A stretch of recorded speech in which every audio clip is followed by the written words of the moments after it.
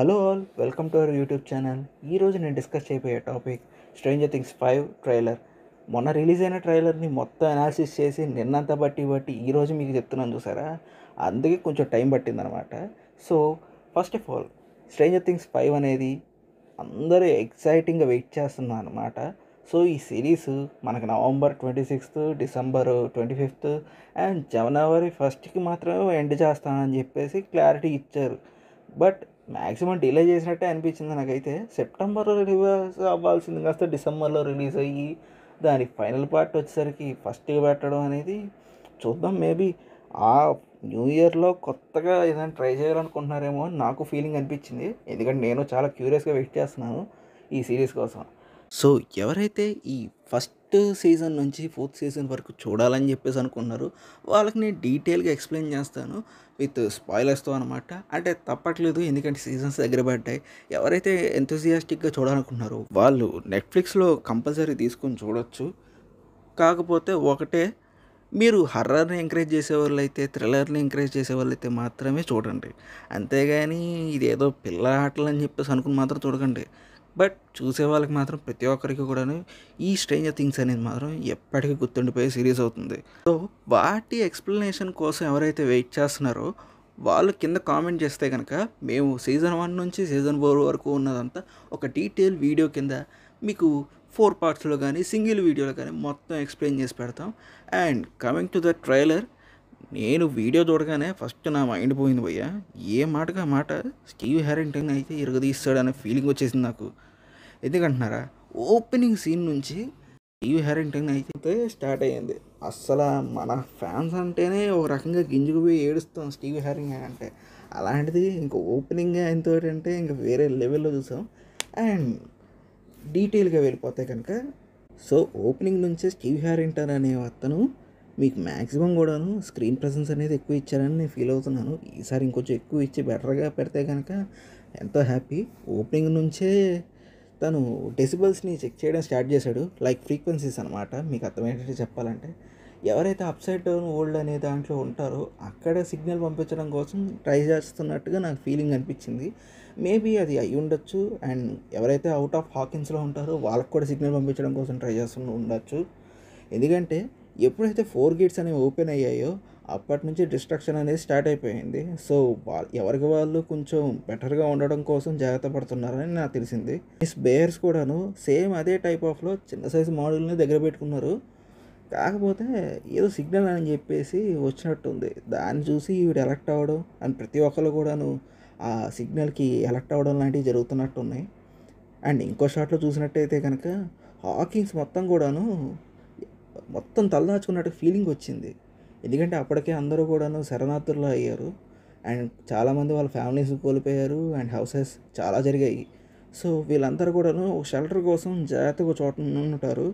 And maybe అప్పుడే అదే టైంలో సమ్ స్ట్రేంజింగ్ థింగ్స్ అనేవి జరిగి ఉండొచ్చు, లైక్ అవర్ టైటిల్ అనమాట.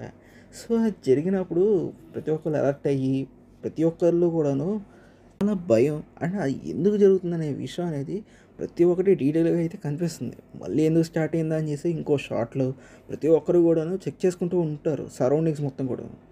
అండ్ అదే షాట్లో మిల్లీ కూడాను తన మెడ మీద చేయి పెట్టుకుంటాడు. పవన్ కళ్యాణ్ స్టైల్ అయితే మాత్రం అనుకోకుండా అది అతనికి తెలుస్తూ ఉంటుంది, ఎందుకంటే ఇదివరకు అతను ఫేస్ చేశాడు కాబట్టి. అండ్ ఇంకో షాట్లోనేమో డెసిబల్స్ 43, 44 అలా పెరిగిపోతూ ఉంటుంది.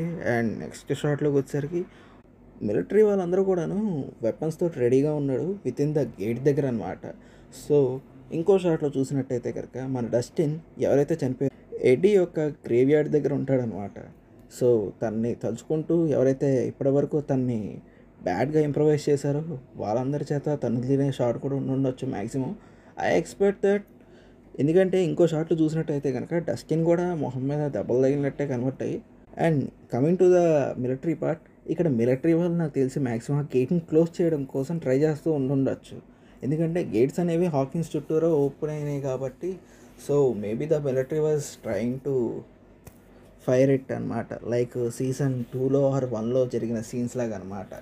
అంటే దాన్ని మొత్తం కాల్ చేస్తే క్లియర్ అయిపోదు అనుకుని ఒక ట్రయల్ వేసి ఉండొచ్చు.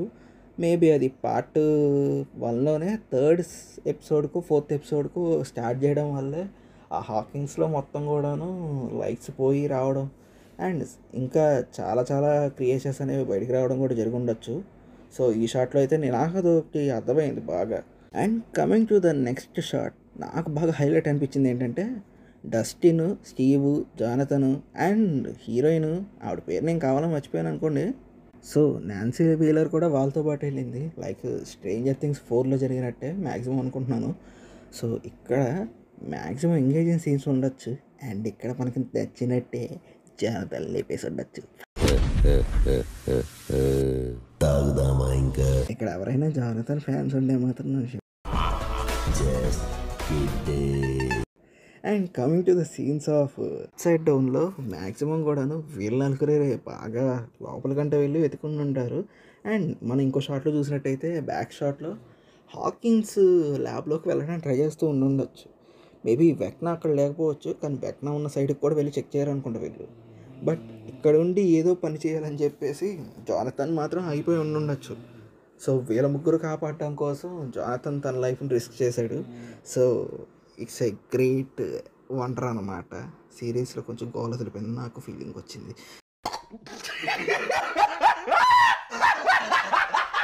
And coming to next part 11, తను లేని సీజన్ ఏదైనా సరే డంప్లింగ్స్ లాంటివి మనం తినలేము పెట్టలేము అన్నట్టు ఉంటుంది అన్నమాట. సో తన రేంజ్ మాత్రం మ్యాక్సిమం పెరిగింది. అండ్ ఇంకో షాట్లో చూసినట్టయితే కనుక మిలీ బ్రౌన్ ఎరగదీసేస్తుంది. సారీ, మిలీ బ్రౌన్ అనేది నాకు బాగా అలవాటు అయిపోయిన పేరు. సో 11 అని చెప్తాను. సో 11 షార్ట్స్ అయితే మాత్రం బాగా తీశారని నాకు ఫీలింగ్ వచ్చింది. లైక్ నేను మ్యాక్సిమం ఆలోచించినప్పుడు ఎక్స్మెన్లో మన తాత ఉంటాడు కదా, అంటే మీరు అనుకునే తాతలు కాదు, మన మ్యాగ్నెటో తాత అనమాట. సో ఆ తాతకి ఏదైతే పవర్స్ ఉన్నాయో మ్యాక్సిమం ఇవిడికి కూడా వచ్చున్నాయని నాకు కూడా అనిపించింది. అంటే ఆ లెవెల్కి రీచ్ అయిందని నేను చెప్తున్నాను నా మాటలో. సో ఏమనుకోవద్దు. అండ్ ఇంకో షాట్లో మీరు కరెక్ట్గా చూసినట్టయితే ఈ క్రియేచర్స్ ఏవైతే ఉన్నాయో అవి రిటర్న్ ఆఫ్ ది డ్రాగన్ లాగా తిరిగి వచ్చేసాయి అనమాట డంజన్స్కి. అంటే వాటి డంజన్స్ నుంచి మన వరల్డ్కి వచ్చాయని చెప్తున్నానండి, కామెడీల కోసం మాత్రమే. సో వచ్చినవన్నీ కూడాను మ్యాక్సిమం వేటాడడానికి రెడీ అయిపోయినాయి. సో మ్యాక్సిమం హాకిన్స్లో ఉన్న సగం మందిని పైన తినేసి ఉండొచ్చు, మిగతా అందరూ సేఫ్ జోన్లో ఉన్నారని కోరుకుంటున్నాను. రెస్ట్ ఇన్ పీస్ చచ్చిపోయిన వాళ్ళకి. So coming to the next scene, ఇక్కడ చూస్తే కనుక మన మ్యాక్స్ పాపని కాపాడడం కోసం లూకస్ గడి చాలా ట్రై చేస్తున్నాడు. లూకస్ గడి పోయాడు అనుకోండి, మ్యాక్స్ పాపని ఎవరు చేసుకుంటారు? మీరు చేసుకుంటారా? అవుతుంది, మళ్ళీ లూకస్ గడి ఏడుస్తాడు. So coming to the next scene, Lucas గడి ఏవైనా సరే మనకు పోయినా పర్లేదు. సో మ్యాక్స్ పాప మాత్రం లెగిస్తే చాలనే సీన్ తోటి చూస్తున్నాను ఈ సిరీస్ని. అది కూడా పార్ట్ 1లో లెగిస్తే మనకు ప్రాబ్లం లేదు. మిసెస్ వీలర్ అండ్ వాళ్ళ డాక్టర్ని కాపాడుకోవడం కోసం ఒక వ్యాన్లో వెళ్తున్నప్పుడు బ్యాక్ సైడ్ నుంచి చేస్ చేస్తున్నాయని మాత్రం ఒకటి అర్థమైంది. మేబీ వాటికి తెలిసి ఉండొచ్చు, హెవీ వెహికల్స్ వెళ్తున్నాయి కదా, సో మ్యాక్సిమం అందులో కూడా మనుషులు ఉండే ఛాన్స్ ఉందని చెప్పేసి వేటాడడం కోసం అందులోకి వెళ్తూ ఉన్నాయి. అండ్ వాళ్ళు కాపాడుకోవడం కోసం ఏకంగా ఫిష్ టబ్లోకి దూకేసి అందులో కాపాడుకోవడం కోసం ఎంతకైనా తెగిచ్చేసానని నాకు కూడా అర్థమైంది. సో మ్యాక్సిమం కూడాను బతుకుతారని నా ఫీలింగ్ వచ్చింది. ఆ చెల్లి పిల్లనకుండా ఉంటే చాలు కాన్స్పిరసీ థియరీ ప్రకారం. అండ్ ఇంకో సీన్లో కంపేర్ చేసుకుంటేనేమో సీజన్ 3లో మనం చూసిన ఆ డస్ట్ పార్టికల్స్ లాంటిది ఏదైతే ఉందో అది టవర్ మొత్తం చుట్టేసుకుంటూ వెళ్ళడం చూసాం. సో మేబీ లోపలికి వెళ్ళిపోవడానికి రెడీగా వచ్చినట్టున్నాయి. నాకు కూడా సేమ్ అదే ఫీలింగ్ వచ్చింది. ట్రైలర్ చూసినప్పుడు అయితే మ్యాక్సిమం అన్ని షార్ట్స్ కూడాను చాలా ఎంగేజింగ్ ఉన్నాయి. అండ్ ఆ టవర్ సీన్ దాని తర్వాత నాన్సీ అయితే మాత్రం ఖచ్చితంగా ఏడుస్తుంది. సో మ్యాక్సిమం ఇక్కడ తను ఉండే ప్లేస్లో ఎవరో చనిపోవడం కానీ లేదా జానతన్ డెత్ అయితే మాత్రం బాగా చూడొచ్చు. ఎందుకంటే ఎన్నిసార్లు చెప్తారంటే నాకు ఎందుకు ఆపుకోలేకపోతున్నాను. So coming to the point, ఇంకో షాట్లో చూసినట్టయితే 11 అండ్ వాళ్ళ ఫాదర్ అంటే మన పోలీస్ బాబాయి బాగానే టీమప్ అయినట్టుగా కనబడుతుంది ఈసారి. ఎప్పుడో పిల్లలతో ఎందుకు వచ్చిన గోళం అనుకుని వెళ్ళిపోయినా పిల్లలతో పాటు చేసే సీన్ల వరకు మాత్రం బాగానే వచ్చాడనిపించింది. సో నాకు అర్థమైంది ఏంటంటే కంప్లీట్గా ఈసారికి బాగా గట్టిగానే ప్లాన్ చేశారు. మనకి థ్రిల్లింగ్ కోసం లాస్ట్లో వెక్నాను వదిలేరండి, మీకు దండం పెట్టాలి. అసలు పోయాడు అనుకున్న వ్యక్తి తిరిగి రావడం ఏంట్రా అన్నట్టుగా అందరూ తిరిగి చూసారా ఆ షాట్. దెబ్బకి ఉన్నదంతా మైండ్లోకి వచ్చేసింది అనమాట. ఏమనుకున్నారేంటో, నాకైతే మాత్రం పోయింది మైండ్ ఫస్ట్. ఆ షాట్ చూడగానే ఫస్ట్ ఫోర్త్ సీజన్లో లాస్ట్లో చేసిన వాళ్ళ పరిస్థితి ఏంటా అని నాకు డౌట్ వచ్చింది. So that's all for the review. ఇంకా కంప్లీట్ డీటెయిల్గా ఎక్స్ప్లెయిన్ చేయడం కోసం ఎవరైతే పార్ట్ 1 to 4 వరకు చూడలేదో వాళ్ళందరూ కింద కామెంట్ చేస్తే కనుక దానికి సపరేట్ వీడియో ఇన్ డీటెయిల్గా మీకు ఎక్స్ప్లెయిన్ చేస్తాను. ఇది ట్రైలర్ అవడం వల్ల పార్ట్స్ కింద కట్ చేసి మీకు అతికిచ్చిన సినిమాని సరిగ్గా నేను చూపించలేదు. సో ఎవరికైతే డీటెయిల్గా ఒక రివ్యూ కావాలనుకుంటున్నారో కింద అది కూడా కామెంట్ చేయండి. Like stranger Things 5 detail review అని పెట్టండి. ఎవరైతే 1 పార్ట్ నుంచి 4th పార్ట్ వరకు తెలుసుకోవాలనుకుంటున్నారో వాళ్ళు 1 to 4 అని చెప్పేసి కింద కామెంట్ సెక్షన్లో తెప్పించండి. అలాగే ఈ వీడియోకి కొంచెం ఒక 1K లైక్ నేను టార్గెట్ చేస్తున్నాను. ఈ ఒక్కసారికి కొంచెం ట్రై చేస్తే కనుక మాకు కూడా కొంచెం ఎంగేజింగ్గా ఉంటుంది. ఈసారి నుంచి కంటిన్యూగా వీడియోస్ వస్తాయని మేము కూడా కొంచెం హామీ ఇస్తున్నాం. So that's all for the review. Hope you guys like it.